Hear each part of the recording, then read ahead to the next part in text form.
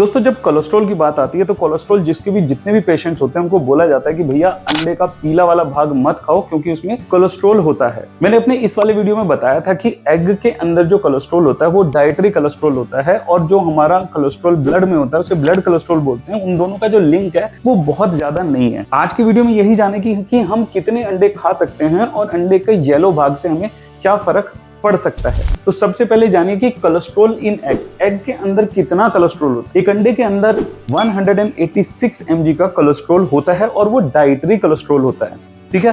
अब दूसरी बात जो है saturated fat and dietary cholesterol. Saturated fat जैसे कि देसी घी वगैरह है, डॉक्टर कहते हैं कि हार्ट के जितने भी डॉक्टर हैं वो यही कहते हैं कि भाई अगर आपको हार्ट का प्रॉब्लम है, कोलेस्ट्रॉल बीपी का प्रॉब्लम है तो आपको देसी घी वगैरह ये कम कर देना चाहिए। अब सैचुरेटेड फैट से जो है ना कोलेस्ट्रॉल बढ़ता है ऐसा सारे डॉक्टर बोलते हैं, लेकिन डाइटरी कोलेस्ट्रॉल जो कि अंडे के पीले भाग में है उससे हमारा कोलेस्ट्रॉल बढ़ता है नहीं बढ़ता, ये एक बहुत ही डिबेट का टॉपिक है। कुछ लोग कहते हैं नहीं बढ़ता है और कुछ डॉक्टर्स कहते हैं कि कुछ लिमिटेड एग अगर हम पर डे खाते हैं तो वो सेफ रहता है खाना।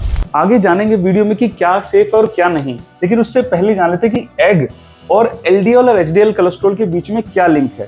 आपको पता ही होगा कि जो एलडीएल कोलेस्ट्रॉल है उसे बैड कोलेस्ट्रॉल बोला जाता है। हम नहीं चाहते कि हमारे ब्लड में एलडीएल कोलेस्ट्रॉल बढ़े, लेकिन जो एचडीएल कोलेस्ट्रॉल है उसे गुड कोलेस्ट्रॉल का नाम दिया गया है और हम चाहते हैं कि एचडीएल कोलेस्ट्रॉल हमारा जितना ज्यादा होगा उतना ही हमारे लिए एक हेल्दी माना जाता है। तो जितनी भी रिसर्चेस स्टडीज हुई हैं उनका मिला जुला के ना एक आउटपुट में जो समराइज कर सकता हूं वो ये है कि अंडे का येलो भाग खाने से एलडीएल भी बढ़ रहा है और एचडीएल भी बढ़ रहा है। अब ब्लड के लिए एक और पैरामीटर होता है जिसमें कि एलडीएल और एचडीएल का रेशियो देखा जाता है।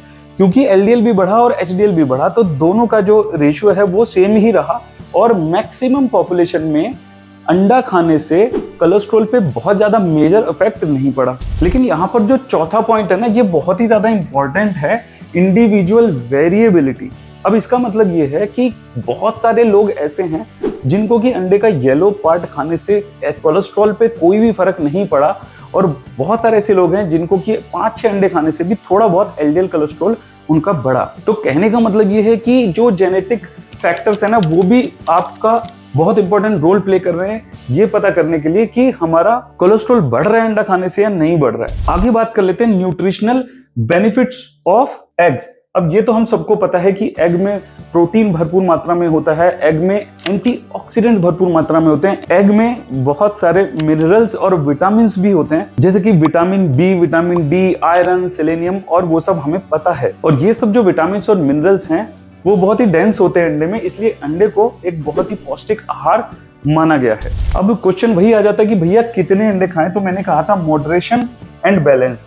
ऐसा डॉक्टर्स का मानना है कि अगर किसी को कोलेस्ट्रॉल इश्यू है या फिर अगर लगता है कि अंडे खाने से कोलेस्ट्रॉल बढ़ेगा तो हफ्ते में 3-4 दिन अंडे खाना ब्रेकफास्ट में सेफ माना गया है विद योग। अब कितने अंडे एक बार में 2 से 4 अंडे इजीली खाए जा सकते हैं और उसको जनरली सेफ माना गया है। अब अंडा अगर आप खा रहे हैं तो मेरा सजेशन ये है कि उसके साथ में हार्ट बैलेंसिंग ऑप्शंस के जैसे कि फ्रूट्स हो गए और अपने मिलेट्स हो गए, ग्रेन्स हो गए, दालें हो गई, इन सबको भी हमें इनकॉर्पोरेट करना चाहिए अपनी डाइट में। ये नहीं कि सारे दिन आप अंडे खा रहे हैं। अब अगर अंडे को कोई प्रोटीन सोर्स के रूप में खा रहा है तो उसके अल्टरनेटिव ऑप्शन क्या हो सकते हैं कि भाई हमने एक भाई या तो हम अंडे खाते ही नहीं है या फिर हमें थोड़ा सा रिस्ट्रिक्टेड रखना है कि भाई हर रोज हम 2 ही अंडे खा पा रहे हैं तो हमारा बाकी का जो प्रोटीन है वो हमें कहाँ से मिलेगा।